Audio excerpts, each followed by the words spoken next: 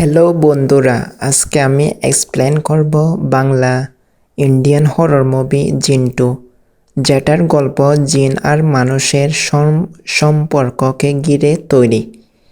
মুভিটা ধীরে ধীরে ভয়ঙ্কর হয়ে ওঠে। আমি প্রথম দুইটা ভিডিওতে পার্ট 1 আর পার্ট 2 এক্সপ্লেন করছিলাম, এখন পার্ট 3 এক্সপ্লেন করব। চলো বন্ধুরা, গল্পটি শুরু করা যাক। আমরা পার্ট 2তে দেখছিলাম সান ওই আত্মার আক্রমণে তাদের পরিবারের সামনে মারা যায়। আমরা এখন পার্ট 3তে দেখব সান মারা যাওয়ার পর আরও অদ্ভুত ঘটনা ঘটতে শুরু করে। চলো বন্ধুরা, গল্পটি শুরু করি। সানের মৃত্যুতে ঋতু খুবই কষ্ট পায়। তার মা তো বিশ্বাসই করে না সান যে মারা গেছে, কারণ সান সবসময় মজা করতে ভালোবাসে। তাই তার মা মনে করেছে সে মরার নাটক করতেছে, কিন্তু না। তারপরে বুঝতে পারে সত্যি সান আর বেঁচে নেই।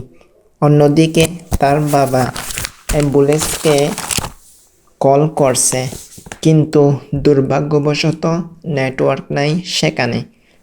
অন্যদিকে ঋতুর বয়ফ্রেন্ড নাইম ঋতুকে নিয়ে খুবই চিন্তায় পড়ে গেছে, কারণ ঋতু তার ভাইয়ের মৃত্যুতে খুব ভেঙে পড়েছে।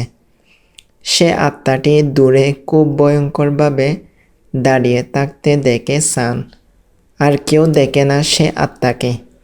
সানের মরা দেহ নিয়ে তারা বাড়ির উদ্দেশ্যে রওনা দেয়। গাড়ির মধ্যে সান এর মা জিজ্ঞেস করে, সান কোথায়? সানের মা বলো তোমরা, না হলে আমি নিজেকে গুলি মেরে মরে যাব। হঠাৎ করে তার মার সামনে সান চলে আসে। সানকে দেখে তার মার হাত থেকে গান পড়ে যায়। সানকে দেখে তার মা দূরে ছুটে যায়। সানকে তার মা ছাড়া আর কেউ দেখে না। তার মা সানের পিছু করতে গিয়ে কোথায় হারিয়ে যায়। হঠাৎ করে মৃত সান তার মাকে বিভিন্নভাবে ভয় দেখায়।